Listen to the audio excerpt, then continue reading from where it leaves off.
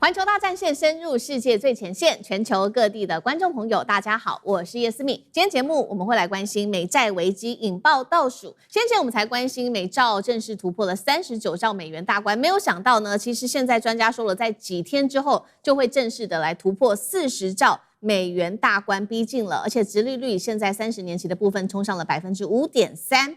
在這個時候，日本卻是撤資，那麼撤了美國的國債哦。到底接下來美國的國債誰來接盤呢？美國恐怕爆發信用危機嗎？今天我們會一起大揭秘。好，首先歡迎在場來賓，前資深外交官介文汲介大使。思敏好，各位朋友大家好。時事評論員王尚志尚志哥。思敏好，觀眾朋友大家好。清華大學講座教授張延廷張將軍。思敏好，大家好。好，觀眾朋友，今天節目一開始之前，先幫我們節目按讚。環球大戰線的會員頻道已經成立了，還沒有按下加入鍵的觀眾朋友，希望你趕快按下加入來成為我們的戰友。特別謝謝這幾天一直持續留言給我們的觀眾朋友，包括了雨欣、Anthony 還有 Martin 等人，都是我們很重要的會員朋友，也是非常支持我們的粉絲朋友哦。那今天一樣的，希望跟我互動的留言寫下私密，我在哪一個城市收看，我會親自來回復留言。這一場美債危機，我們要趕快來看到，已經不是未來可能發生，而是已經快速的逼近到一個新的歷史關卡了。大家還記得嗎？我們稍微回顧一下，在今年3月份的時候，當時我們不是談嗎？說美債已經突破了39兆美元大關。那麼這個速度，沒有想到短短的半年之間哦，快速的增加。原本市場預估說，至少要到大概40兆美元大關，要到今年的10月份吧。沒有想到呢，現在來自於專家特別去做了一個估算，可能呢，接下來幾天之內，美債就可能突破了40兆美元大關了，甚至還有幾個市場人士做了預估，說美國的國債到2029年恐怕上看將近50兆美元，這是一個最新的數字。在強力的美債的賣壓之下，我們要來趕快看到的是美債殖利率了，尤其是長天期的受到了非常大的影響。30年期的國債殖利率正式的衝破了5.3%，創下19年新高。注意了，這個數字是金融海嘯之後的最新高的一個數字。美國現在壓力非常大的原因，是因為它光是一年每年要還的利息支出就上看1.5兆美元哦，成為現在聯邦政府最大的支出項目之一。所以今天節目一開始，我們先請教大使怎麼看了美債40兆，現在可以說已經正式的進入倒數了。殖利率突破了5.3%，現在在看說30年期的美債殖利率有沒有可能甚至往5.5%甚至6%來發展？如果發生的話，會不會迎來一場大型的債務危機？美國到底是如何走到今天這一步的？大使怎麼看？對，美國事實上的話，它的債就是最近10年差不多哈，就快速增長，本來大概超5兆多，現在变成40兆。這裡面當然有戰爭的因素，也有這個新冠那段時間哈，這個政府舉債很多，還有就是這一陣子哈，那麼新冠結束以後，這些戰爭啊，從俄烏戰爭到這個美伊戰爭啊，就讓美國政府的債務啊快速往上增加，所以這個是一個短期的。可是美債它一般來講，它有3座大山。這3座大山，第一個就是強制性，美國政府的強制性支出越来越多，這些強制性支出主要是社會福利的這些支出，醫療保健的支出，因為這是全世界現象，美國社會也面向高齡化，那高齡化的社會就變成這種強制支出在這個社保跟這個醫療上面支出哈，它也是增長的非常的快。那美國政府在這方面它不能夠裁減，所以它這種是所謂的自動駕駛模式的支出，它一定要支出了，所以政府的支出在不斷的擴大。那第二個就是說利息成本也爆炸。那美國現在這個利息，所謂債務的利息啊，一年大概就是1兆美金以上。今年有人估計到1.5兆，那麼因為今年過了一半了，還沒有到全部出來。那如果說這個債務的利息就上兆美金的話，那個政府的支出政府的這個債務那就很難解決。第三個就是美國的這個政府的收入它的增長不如它的開支，它的增長事實上在停滯。尤其共和黨的政府呢，大概講的都是什麼減稅，很少去徵稅。那即使民主黨的政府也不敢輕言徵稅，所以美國的這個基本上的政府的財政收入長期的趨勢就是不斷的下降。所以在支出上升，這個收入下降，然後呢再加上有一些特殊的狀況，戰爭的狀況、瘟疫的狀況之下，還有它這個人口老化，政府要負擔的基本經費不斷增加，所以它的這個債務就演變累積的非常的快，非常非常的快。那當然，現在這個貝森特他有一個政策，他也很具體，他叫一個333政策。他要控制這個債，他第一個3是希望美國的 GDP 的成長在3%，對，他希望達到這個。第二個3呢，是美國的政府的財政赤字，這要控制在 GDP 的3%之內，GDP 的3%之內。第三個3呢？川普很喜歡用的一件事，就每天這個石油的產量能夠到達300萬桶，所以他這個3個3，這增加石油是怎麼樣？就是增加收入嘛。對。那另外一方面控制這個赤字，然後他希望經濟能夠成長。那這個3個3看起來都不容易。對。那不過現在美國基本上就是說，它的國債的這個基本上的持有是國內的持有率越來越高。國外的持有率這個降低，不過這個比例的話我們會認為國外的比例很高，其實國外的持有美國美債比例大概只佔有多少？不到1/10，不到1/4，大概就是9.3兆，而外國的政府持有的也不過3.9兆，那外國的私人銀行私人持有的大概是5.4兆，那其他美債40兆，將近4兆，有31.4兆還是美國國內持有的。那大家說有的民眾，有美國的什麼還有這些各種基金，包括退休基金，還有什麼呢？共同基金也是持有大批美債。所以你要說美債完全失控的話，可是呢，美國國內的這個持有率還是佔了比較居高的情況之下我個人倒不是那麼悲觀，不是那麼悲觀。好，這邊我們是看到的是幾個統計的數字可以看到美國的國債很快的就會正式的突破了40兆美元大關。那剛剛大使也清楚的解析了為什麼的原因那現在我們也來看到一些比較具體的數字，就是說到底現在美國赤字到底有多高？現在最新的數字是達到了2.1兆，比去年增加了2000億美元。那我們剛剛也提到這個債息的支出嘛。1年的利息是1.5兆美元，等於說每一個月就要燒1000億美元。現在更危險的事情是政府的支出遠大於收入，而且是達到2倍以上。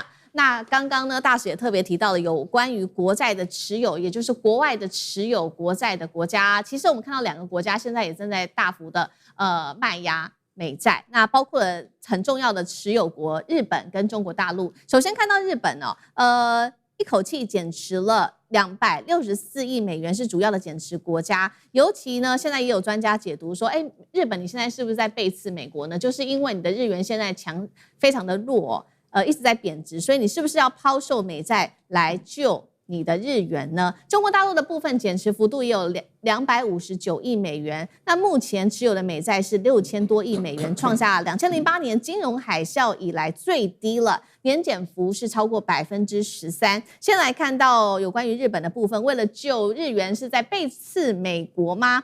如果這樣的話，會不會把這個接下來的美債殖利率推得越來越高？會不會爆發美國的財政問題呢？上次哥又怎麼看？好，首先我们可以看得出来，先前美國介入日元，那麼所謂這個介入是意思啦，因為100億，那麼日本當時都準備了700多億美金所以它就是一個動作，主要是嚇阻一下這些外面的這些投資基金所以它也不是真正的什麼救美元，而且賺個人情嘛，給高市早苗。它最大的意義主要還是說，這個市場投機太多，一旦萬一日元的貶值真的大崩潰，那日元貶值崩潰會對美國整體來說就是一個比較難搞，我認為其實不是會太大影響。什麼意思呢？就是說，比如說比如說剛剛講，現在以美債的問題嘛，債務的聯動性，然後另外美股的部分現在是 AI 經濟動能，如果現在這個泡沫一旦有比較大的一個國際變數的時候，比較難處理，再加上還有戰爭的因素，所以美國對於日元的態度其實還是就是你知道，就是玉皇大帝看人間，沒有真正很認真啦，就是說稍微處理一下。好，當然美債我想，其實大家對美債當中經常會看到這些嚇人的數字，特別是今年一定會破40 40兆美金，哈，40兆。那這個東西很可怕。但是如果你真正的懂這個國際貨幣跟國際資本到國際的金融的時候，你要理解，其實我不是說不嚴重，它之所以現在都覺得很嚴重，因為過去沒有發生過。比如說以美債來說，過去沒有到這樣子的規模。過去所謂的這個30年的殖利率，過去認為大概3.8%，也就是說，你知道我們美元存錢有利息，美債買美債或利息。對，過去覺得3.8就是個安全可控的時候，破4甚至4.2就覺得哎呦會比較危險，表示波動大了哈。對，然後現在到5了，所以因為沒有經歷過，所以大家很驚嚇。然而，我必須告訴大家，其實這個東西並不是他想象中的。為什麼這樣講呢？就是說，這並不是美國會政府會破產啊，美國會倒了，不可能啦。而且我們現在看美元現在的強勢的狀態，相較於其他全世界的貨幣，人民幣、英鎊，包括等等，日元不要說了，你每個人都要美元啊，也就是美元現在強勢跟穩定，甚至可能比美債好。那美國現在就是一個政府裡頭，手上有很多很多的金融工具，而且那麼多猶太人，美國對於法律跟金融有那麼多的人才。創造出遊戲規則。現在觀眾朋友大家買的 ETF， 你看過去沒有，為什麼生出來？就猶太人又發明了一個可以這個刺激投資的很多工具。所以美國其實是我不是有能力處理。那現在就是這個東西是過去沒有經歷過的。大家注意為什麼美債？我說大家不要想象中很驚嚇，因為有 FED 嘛 ，FED 當然是對於美元，然後同時控制美債。它有一個特別這樣的機構，全世界的央行沒有辦法跟 FED 比，因為 FED 控制的是美元跟美債在這個世界的絕對值。我們知道陽光、空氣、水，這裡頭到底哪個最重要？其實就是空氣，因為呼吸1秒鐘沒了就死了。我覺得美元或包括美元系統，包括美債，它現在是全世界從貨幣、資本、金融的呼吸空氣。所以你要說完全就是不能呼吸了，就不是美國死了，是全世界都死了。而且現在大家要注意狀況哦，美元就流動性，大家都有美元賣來賣去，所以那個流動性在這裡。好，美債是 FED 來固定美元資產，什麼意思呢？你有房子，我有股票，然後他有台幣。可是如果在國際投資當中，你要怎麼轉換？你這個很難換。也就是說，流動性這個方便性，第一個當然是美元。所以全世界任何時刻，包括這次戰爭，為什麼美元沒有貶值？因為美元流動性還是最重要，而且在股市，全球股市那麼大。第二個部分，美債它雖然是美債，但是美債你只要丟出去了，你就要換手了。包括我們剛剛講中國大陸跟日本拋售美債。馬上就有人接，因為它變現性很好，變現性不是你我市井小民，我們都要現金，國家政府需要變現。像中國政府，它雖然拋售美債，你以為它在拋光嗎？中國政府在國際上，包括採購，還有很多的東西，各種的東西，它還是要有美元交易呀。中國政府不是說大家都在認為人民幣交易，都不要美元交易的，沒有。所以中國大陸拋售美債的時候，是換取美元，然後做一些部分的這種國際的現金流通，這一般沒有思考的。所以這裡頭不是說美債，所以美債殖利率高呢？問題在哪裡呢？主要就是說，因為不是他沒人要，而是說大家覺得信用本質的信用有很多其他的東西好，於是殖利率不是華爾街要挾的，是自然市場產生的。因為大家就覺得我有更多的投資工具，美債長期利率30年30年後才能兌現，所以它要一直推高，利息就會高了。可是美債的殖利率高的時候，就表示什麼意思呢？我什麼都不要動，我作為風險性最低的措施買美債，我每年就有5.多%的利率，比現在我們拿台幣去存都還要高。所以我覺得最後大家要特別注意的部分，就是說我們對美債危機是一個美國政府管理，它不會是整個全球的金融貨幣的系統性的崩潰，除非有新的部分。目前無論人民幣或任何的貨幣都沒有辦法成為陽光、空氣、水的空氣。目前美元或美債系統才是。好，所以我們看到美債危機到底我們談了這麼久，會不會立刻的爆發？現在還要打上一個問號，一個大問號。但是呢，現在要來看到的是美國內部的信用危機卻是非常急迫的。我們要來看到一些具體的數字，因為它的債務問題一路的已經延伸到從政府到了企業金融，甚至是一般家庭。首先我們來看到有關於私募貸款的部分哦，現在呢正式的來到了2兆美元大關，市場說現在面臨的是10年來最大的考驗，尤其是國際信評機構惠譽發布的最新報告，它一共呢這一次是追蹤了1000多家的企業，裡面得到的結果是美國的私募信貸借款人違約率有7月攀升到了一個新高的記錄，而且呢，非常多的家庭現在都在使用信用卡，而且卡債已經來到了新高。第二季增加了210億美元，來到1.26兆，逼近歷史高點。重點來了，今年初我們來看到2026的信用卡違約率，這個是已經真的有違約的90天的一個比例，已經來到了12.8%，遠高於2022年當時的7.6%。信用卡平均年利率也已經來到了第一季最高，達到了24%，代表說，因為呢，現在美國生活成本真的是非常的高，而且還有通膨的問題等等，美國人用信用卡來去度日，已經變成了一個非常這個已經变成了一個常態哦。所以接下來美國的這個經濟還有財政問題，張將軍又怎麼看？我認為美國現在這個狀況，一般來講雖然是不理想，這個每下愈況，但是我認為它撐得過去。我們從幾個指標來看，第一個，美國現在經濟是成長，它今年的預估經濟成長率是1.9%，那成長啊，它沒有衰退啊，沒有說我現在也開始負的了，比去年差。去年的經濟成長2025，美國是2.5%。那今年是1.9%，但是它還是成長。那既然是成長型，它的所得是增加的。第二個呢，我們看美国，美國現在的全國總生產是29兆美元，但有人有另外的算法，但是我們拿29兆美元來看，你這個1.2兆對它來看，一來比，占比就小了。因為我體量大，你這個小數目就相對的被我稀釋。那這個意思在什麼？美國對信用危機的忍受度是高的，因為我有錢吶，我沒有錢，我馬上破產，我不行了，我受不了。現在美國的每一個人均所得是89000塊美金，所以你這個錢來看，對我來講是相對稀釋的。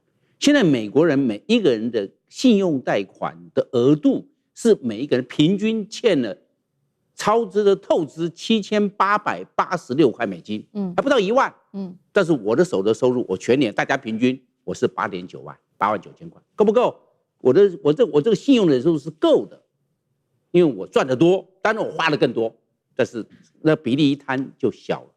另外我们來看呢，就是我们知道的經濟成長率，我們現在看通貨膨脹，美國的通貨膨脹今年年增率平均年增率，因為現在在8月還沒有結束，2026年。大概是2.5%，那2%，換句話說，美元我是在貶值，因為通貨膨脹嘛，錢就是要貶嘛。現在我們講最高的年增率，你剛才有說過，就是我們30年期美債的年增率是這個利息是這個5.3%，你5.3減掉2.5%，因為你要貶2.5%啊，我剛才講啊，平均來看你也只有2.8%，高不高？而且30年美國國債啊是比較高的，最高的，你2年期、5年期、10年期都相對於30年期要來的低啊。所以我認為種種跡象來看，通膨、經濟成長率、個人的這個評手來看，美國的這種信用危機、信貸危機還不至於像我們想象的那麼嚴重。好，謝謝張將軍。那我們休息一下，馬上回來。觀眾朋友們，我們要開會員頻道啦！因應呢美中、中東還有印太的亂局，你看到的是新聞，我們看到的是背後誰在操控這個世界。加入會員可以取得獨家視角的通行證，你將優先取得更深的觀點判讀，包括了核心真相分析、歷史脈絡拆解、局勢推演邏輯，同時解鎖會員勳章、優先互動權、問題解析、幕後花絮，支持我們制作高品質的影片。點擊下方的加入鍵，一起成為戰友吧！我們會員頻道見。